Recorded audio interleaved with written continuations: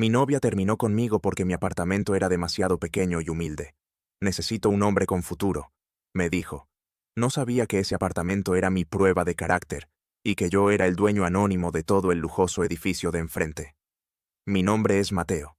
Tengo 30 años, y si le preguntaras a mi ahora exnovia, Valeria, mi mayor problema es que carezco de ambición. Durante el año que estuvimos juntos, mi pequeño y humilde apartamento de un dormitorio fue una fuente constante de suspiros y críticas veladas.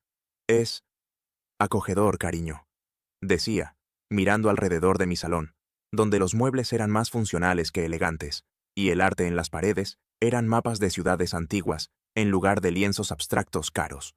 Para mí, el apartamento era mi santuario. Estaba en un edificio antiguo, pero bien cuidado, en un barrio tranquilo. Tenía todo lo que necesitaba: una cocina donde podía preparar un buen café, un sofá cómodo para leer, y una ventana que daba a la joya arquitectónica del vecindario. La Cumbre, un edificio de apartamentos de ultralujo que se erigía al otro lado de la calle, como una montaña de cristal y acero. A Valeria le encantaba mirar ese edificio. Imagínate vivir allí, Mateo, solía decir, con la mirada perdida en los balcones iluminados. Conserje 24 horas, piscina en la azotea, gimnasio. Eso es tener futuro. Eso es el éxito. Yo simplemente me encogía de hombros. Mi futuro está aquí dentro, Valeria, en mis proyectos, en mis libros, no en una piscina en la azotea. Yo era programador de software para una pequeña empresa de ciberseguridad. Disfrutaba de mi trabajo, era bueno en ello, y me pagaba lo suficiente para vivir cómodamente y ahorrar. No sentía la necesidad de lujos ostentosos. Mi abuelo, un hombre que construyó un negocio desde la nada, siempre me decía: el dinero grita, la riqueza susurra, nunca confundas lo uno con lo otro. Yo prefería susurrar. Valeria, en cambio, vivía para gritar. Su Instagram era una galería perfectamente curada de restaurantes de moda a los que íbamos, y que yo pagaba, de ropa de marca, que a menudo devolvía después de hacerse la foto, y de frases inspiradoras sobre crear la vida de tus sueños. El problema era que sus sueños parecían tener siempre un precio muy elevado. La tensión entre su visión del mundo y la mía había ido creciendo. Ella me presionaba para que buscara un trabajo en una gran corporación, para que monetizara mis habilidades. Me enviaba anuncios de coches de lujo que no necesitaba y relojes que no me podía permitir. Cada negativa mía era una decepción para ella, una prueba más de mi falta de empuje. La conversación final, la que lo rompió todo, ocurrió hace 2 semanas. Fue un martes por la noche. Yo había preparado la cena. Ella llegó tarde, con la energía frenética de quien acaba de salir de un evento social muy importante. Vengo de la inauguración de la nueva Galería de Arte de Sofía, anunció, refiriéndose a una de sus amigas ricas. No te puedes imaginar el apartamento que tiene su nuevo novio. Es un ático en la Cumbre. Ah, respondí, sirviendo la pasta. ¿El edificio de enfrente? Sí, es increíble, Mateo. Vistas de toda la ciudad, mármol por todas partes. ¿Y sabes qué hace él? Es vicepresidente de un fondo de inversión. Eso es tener futuro. Dejó su bolso en la silla y me miró. Y su mirada no era la de una pareja, sino la de una evaluadora de desempeño decepcionada. Mateo, te quiero, comenzó, con el tono que precede a un golpe devastador. Pero no puedo seguir así. Yo necesito más. Necesito un compañero que comparta mi visión, que quiera crecer, que aspire a más que esto. Hizo un gesto vago, abarcando mi apartamento, mi cena, mi vida entera. Dejé el tenedor en el plato. ¿Qué quieres decir, Valeria? Quiero decir que esto se ha acabado, dijo. Su voz se volvió fría y decidida. He sido paciente. He esperado a que despertaras, a que quisieras luchar por una vida mejor. Pero está claro que estás cómodo en tu pequeña y humilde vida. Y yo no. Necesito un hombre con futuro, no un hombre con un sueldo estable y un apartamento acogedor. Me quedé mirándola. No hubo gritos ni lágrimas, solo una fría y dura transacción comercial. Yo no cumplía con sus proyecciones de crecimiento, y estaba liquidando sus acciones en nuestra relación. Entiendo, dije en voz baja. Espero que sí, respondió. Se levantó, recogió su bolso y se dirigió a la puerta. Te mereces a alguien que sea feliz con lo poco que ofreces. Y se fue. Las 2 semanas siguientes fueron extrañamente tranquilas. El dolor de la ruptura estaba ahí, pero estaba eclipsado por una abrumadora sensación de alivio. La presión constante por ser alguien que no era había desaparecido. Podía volver a disfrutar de mi pequeño y humilde apartamento sin sentir que estaba fallando en algún examen cósmico de éxito material. No sabía nada de ella, hasta esta noche. Eran las 10, y yo estaba a punto de acostarme cuando mi teléfono vibró. Era un mensaje de un número que no reconocí. Mateo, soy Sofía, la amiga de Valeria. Sé que es tarde, pero ¿estás despierto? Hay algo que tienes que ver. Es sobre Valeria, y sobre el tipo del ático en la cumbre. Miré el mensaje de Sofía, y mi primer pensamiento fue que era una especie de trampa elaborada por Valeria, quizás una forma de restregarme su nuevo éxito en la cara. Pero la curiosidad, esa comezón insidiosa, era más fuerte. Tecleé una respuesta corta y cautelosa. ¿Todo bien, Sofía? Su respuesta fue instantánea. No fue un texto, sino una imagen. Una captura de pantalla de un chat grupal de Instagram. El grupo se llamaba Diosas. Reconocí los nombres: Valeria, Sofía y un par de sus otras amigas adineradas. El mensaje resaltado era de Valeria. Chicas, no se imaginan el upgrade. Dejé al fin al señorito apartamento humilde. El nuevo se llama Alejandro y vive en el ático de la cumbre, literalmente en la cima del mundo. A veces pienso en el año que perdí con Mateo y me da una pena. Pero bueno, de todo se aprende. Al menos ahora sé exactamente lo que no quiero en un hombre: mediocridad. Debajo, el mensaje de otra amiga. ¿No te da miedo que se entere de que Alejandro? Y el resto del mensaje estaba cortado. La captura de pantalla desapareció y fue reemplazada por un nuevo texto de Sofía.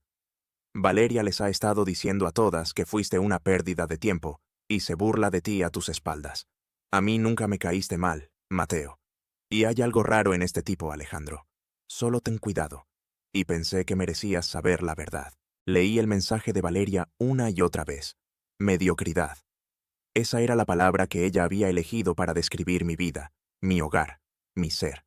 El dolor de la ruptura, que había estado sanando, volvió a abrirse, pero esta vez estaba mezclado con una rabia fría y una extraña sensación de validación. La mujer de la que me había enamorado no existía. Solo existía esta caricatura superficial y cruel. Y entonces, todo el plan de Valeria quedó claro. Su obsesión con la cumbre no era solo un sueño vago, era su objetivo. Probablemente conoció a este tal Alejandro mientras aún estaba conmigo y me mantuvo como su plan B hasta que aseguró la transición a un modelo superior. Me acerqué a mi ventana y miré al otro lado de la calle. El edificio La Cumbre se erigía imponente, un monolito de lujo. El ático, con sus enormes ventanales de cristal, brillaba como un faro. Me imaginé a Valeria allí arriba, bebiendo champán, riéndose de mí con su nuevo y exitoso novio, sintiendo que había ganado el juego. Y fue entonces cuando empecé a reírme. No fue una risa de alegría, sino de una ironía tan profunda y perfecta que era casi cósmica, porque Valeria, en su búsqueda ciega de un hombre con futuro, había cometido un error de investigación monumental. Mi vida humilde no era un accidente, era un diseño. Mi abuelo, el hombre que me enseñó a valorar el carácter por encima del capital, me había dejado una fortuna considerable, un imperio inmobiliario construido sobre la discreción y el trabajo duro. Pero al ver cómo el dinero había afectado a otras ramas de mi familia, convirtiendo a primos decentes en buitres arrogantes, tomé una decisión cuando cumplí 25 años. Viviría con sencillez. Usaría solo el sueldo de mi trabajo como programador. Y juré que la mujer con la que compartiría mi vida, la de verdad, tendría que enamorarse de Mateo, el programador de software que vivía en un apartamento de un dormitorio, no de Mateo Reyes, el propietario de media docena de edificios comerciales y residenciales de lujo. Mi pequeño apartamento no era un reflejo de mi falta de ambición. Era mi filtro. Era mi prueba de carácter. Y Valeria la había reprobado de la forma más espectacular posible. Ella siempre había soñado con vivir en la cumbre. Lo veía como el símbolo definitivo del éxito, el pináculo de la vida a la que aspiraba. Lo que nunca se le ocurrió preguntar, en sus constantes y agotadoras evaluaciones de mi potencial de futuro, fue un pequeño y simple detalle. ¿Quién era el dueño del edificio? La ironía era tan deliciosa que casi podía saborearla. Ella había dejado al hombre que consideraba un fracaso para irse con un hombre que vivía, literalmente, como mi inquilino. Saqué mi celular, pero no para responderle a Sofía. Busqué en mis contactos el nombre Miguel Torres, gerente de propiedades. Miguel contestó al segundo tono. Señor Reyes, buenas noches. ¿En qué puedo servirle? Miguel, ¿cómo estás? Dije. Mi voz era casual, pero por dentro sentía una emoción depredadora. Tengo un pequeño problema de mantenimiento en la cumbre, en el ático, para ser exactos. ¿El ático? El señor de la Vega no ha reportado nada. ¿Ocurre algo? No, no, nada roto, respondí, mirando directamente a las luces del ático al otro lado de la calle. Es más bien una cuestión de ambiente. El inquilino actual, Alejandro de la Vega, creo que va a tener una invitada muy especial esta noche, y quiero asegurarme de que su velada sea inolvidable. Hubo una pausa, y luego entendió. Miguel trabajaba para mi familia desde antes de que yo naciera. Me conocía perfectamente. ¿Qué tan inolvidable, señor Mateo? Miguel, dije, con una sonrisa formándose en mi rostro. Quiero que esta noche, el señor de la Vega experimente todos los pequeños inconvenientes que un edificio de lujo puede tener. Quiero que sea una sinfonía de fallos menores pero exasperantes. La sonrisa en la voz de Miguel fue casi audible. Entendido, señor Mateo. Considere la velada del señor de la Vega, arruinada con el máximo lujo y profesionalidad. Colgué el teléfono, me serví un vaso de agua y me senté en mi cómodo y viejo sillón. Abrí un libro, pero mis ojos no se apartaban de la ventana. Al otro lado de la calle, el ático de la cumbre, era un escenario perfectamente iluminado. Y yo tenía el mejor asiento del teatro. La función estaba a punto de comenzar. Pude imaginar la escena con una claridad cinematográfica. Valeria, después de haber sido humillada en mi humilde apartamento por mi falta de futuro, ahora estaba en el paraíso. El ático de Alejandro, el pináculo del éxito. Seguramente él le estaría sirviendo un vino carísimo, mostrándole las vistas de la ciudad, presumiendo de su hogar inteligente, el epítome de la vida moderna y sofisticada. Imaginé a Alejandro acercándose al panel de control de la pared. Mira esto, nena, diría con arrogancia.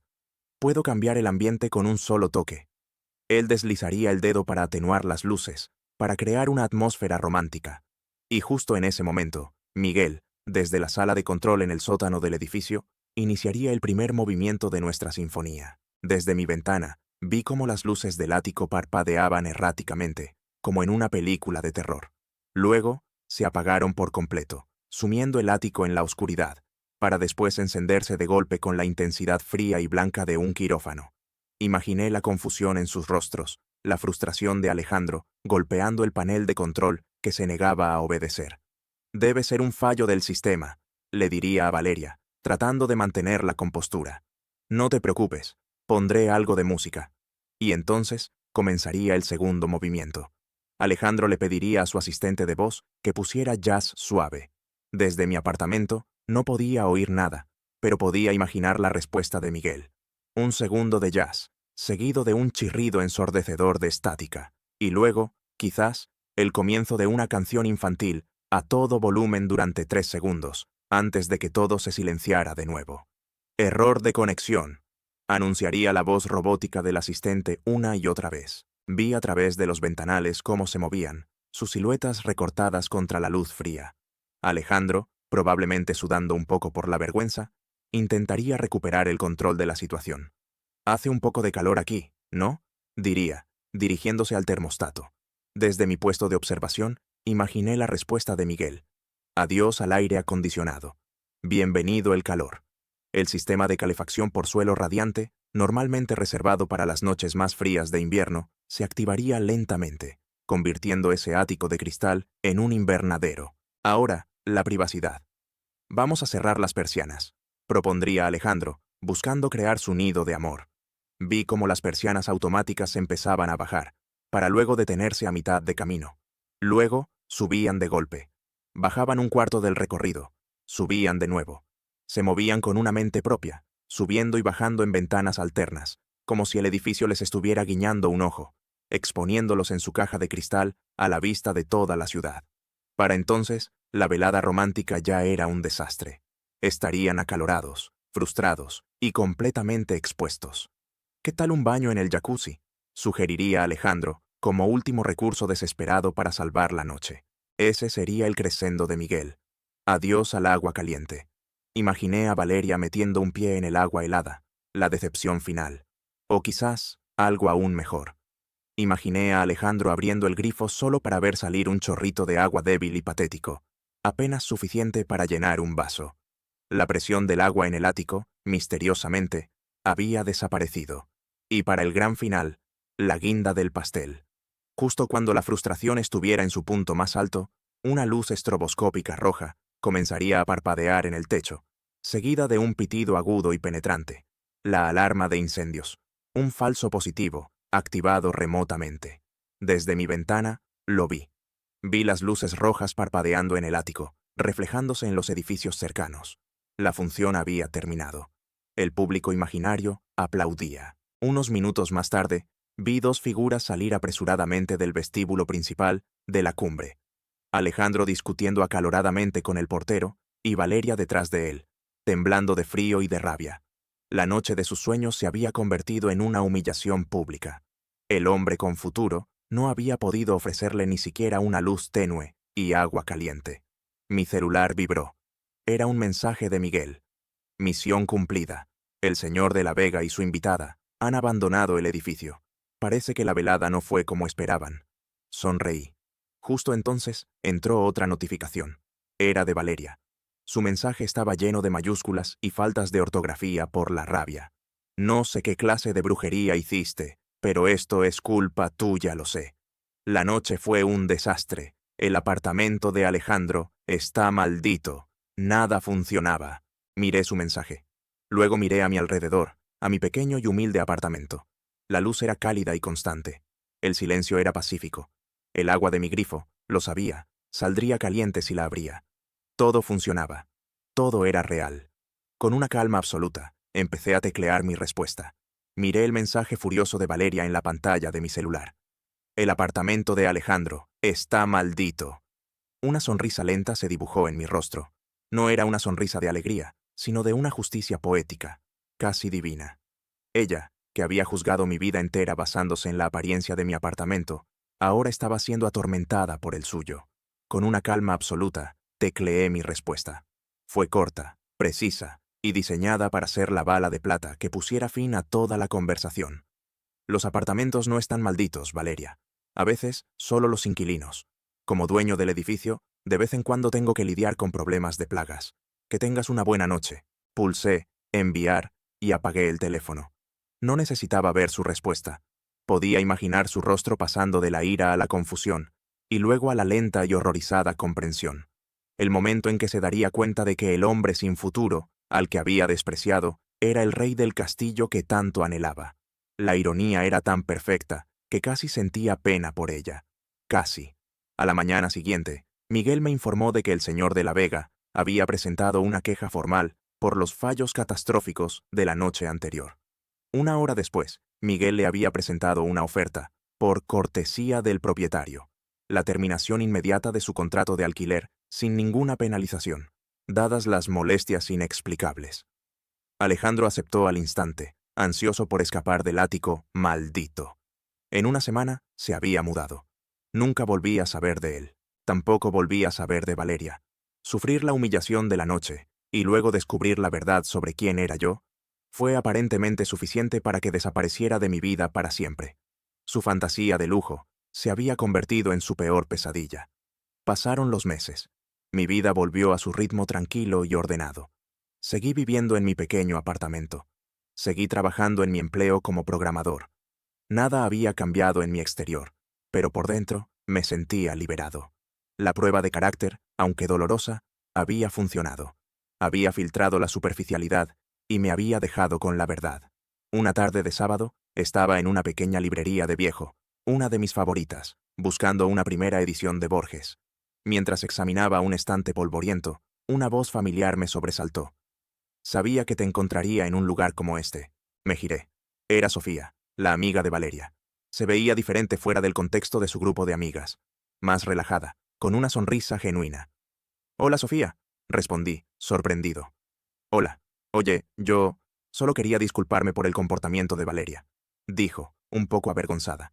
«Lo que hizo, y lo que te dijo, fue horrible. Cuando me enteré de la verdad sobre el edificio, bueno, digamos que ya no somos amigas.